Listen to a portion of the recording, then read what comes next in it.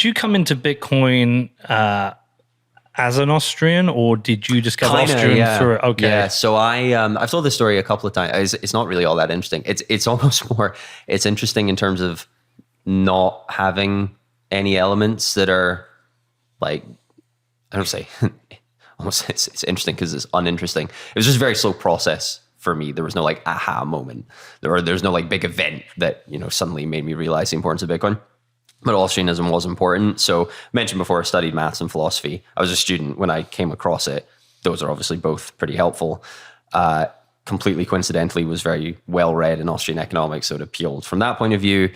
And probably the final component is the only basically real job I'd had. So I don't count I did all kinds of stuff in uni, like flipping burgers and stuff like that. But the only real job I'd had was a software engineer. So that was also very helpful. And I consider myself incredibly lucky to have been in that position when I did first come across it.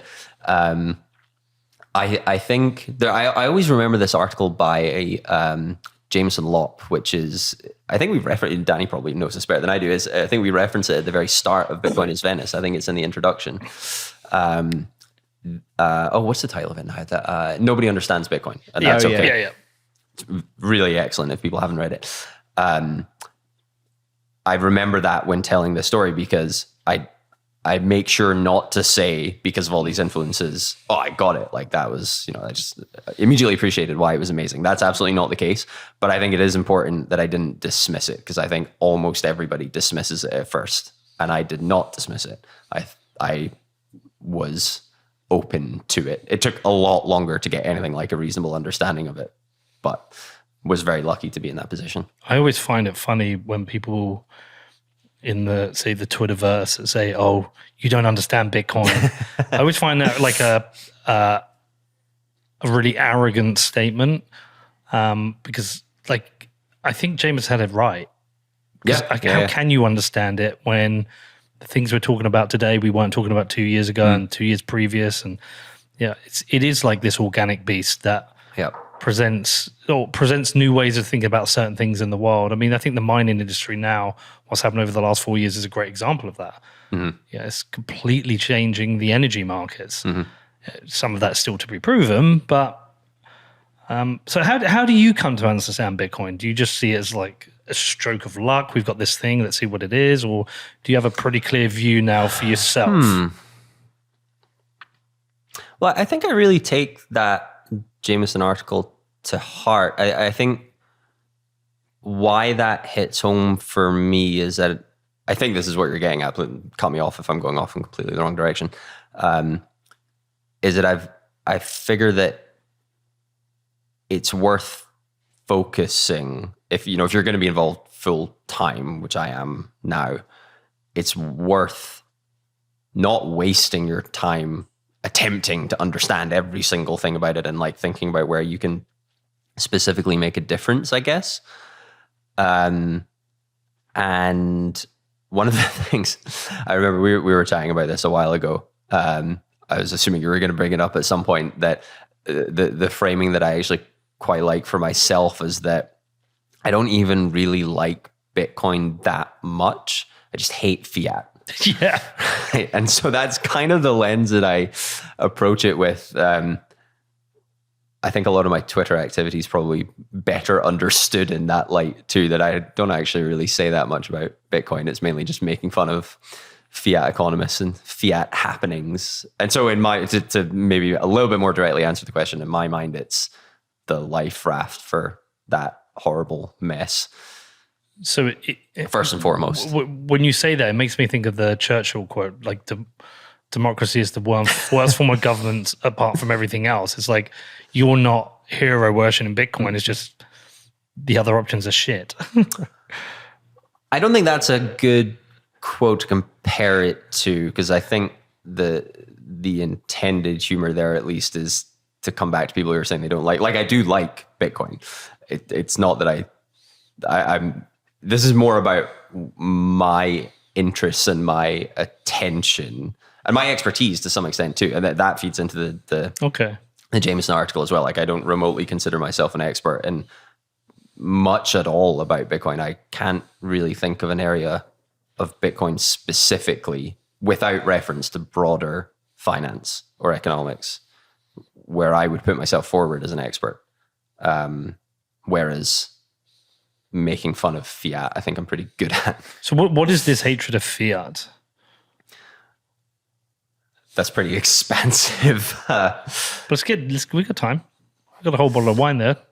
Oh, I don't mind the time. I just mind where you want me to start with this. Well, I think a good point to start would be, I always with something like this, I would always like if somebody was listening for the first time, and rather than explain to them why Bitcoin is so great, you try and help them understand what is the problem with fiat. Because up until now, 6 years ago, I didn't even know the word fiat existed.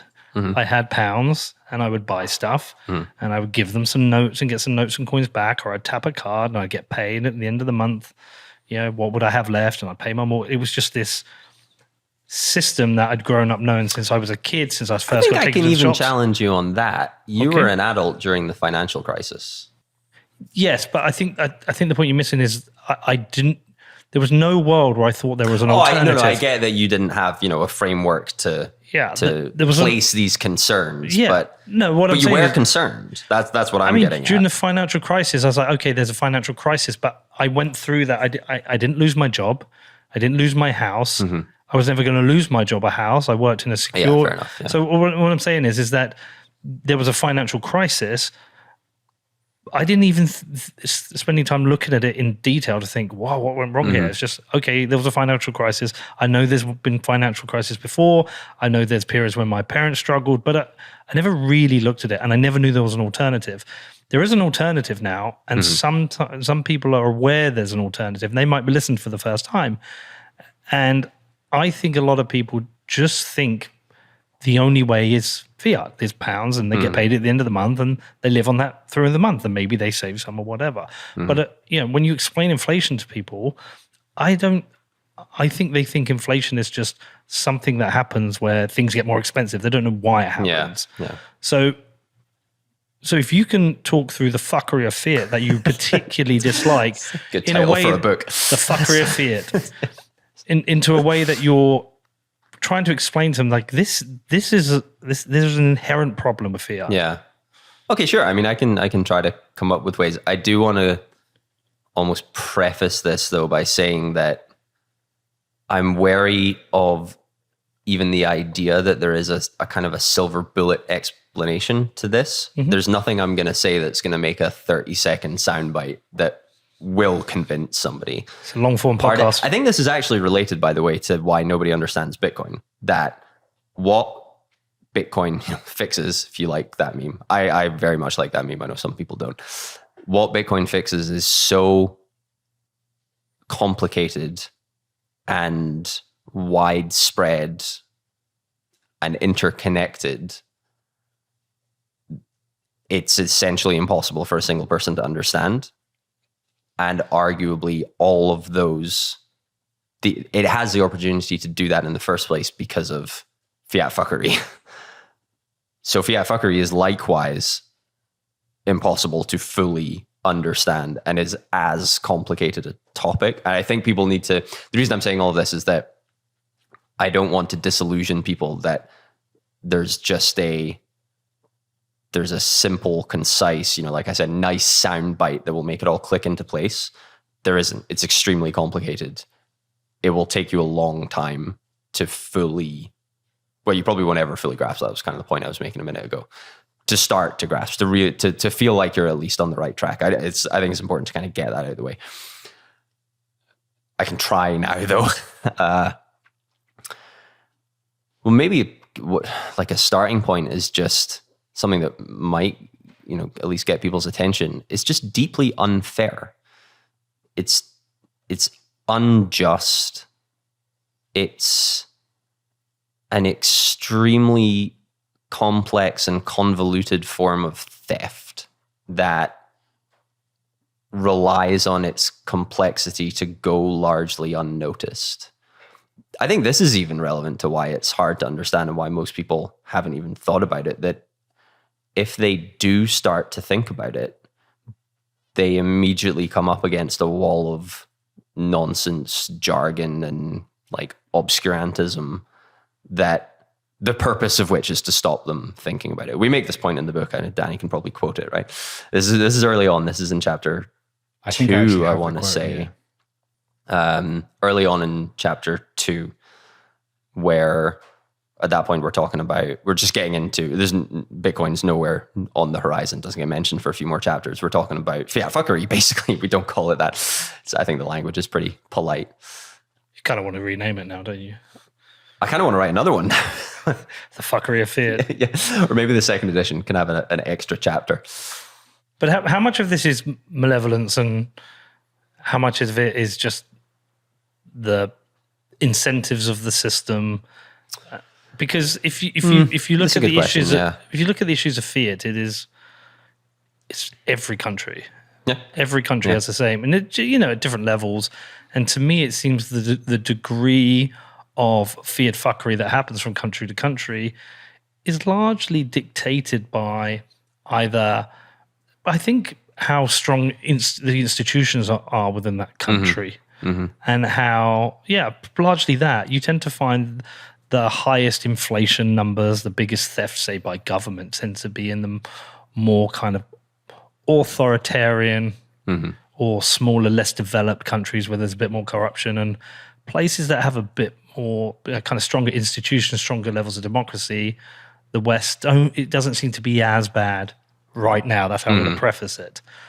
So a lot of, me and Danny were talking about, was it chapter 2 where it comes down to, there's like the fiat fuckery from capitalism, but there's also the government interference. Was that chapter 2? I don't think it's chapter 2, but I know the one you mean. Yeah, and I said the area I'm most interested in is the government interference.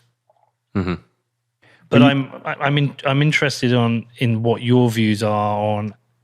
There's clearly people exploit a system and directly steal, but part of it is also, I think there's this political cycle which forces governments to do things that fuck with the fiat, but because they're almost required to do it as to keep the wheels turning of this broken system. So I'm not that interested in the more extreme examples, not because they're not important, but I think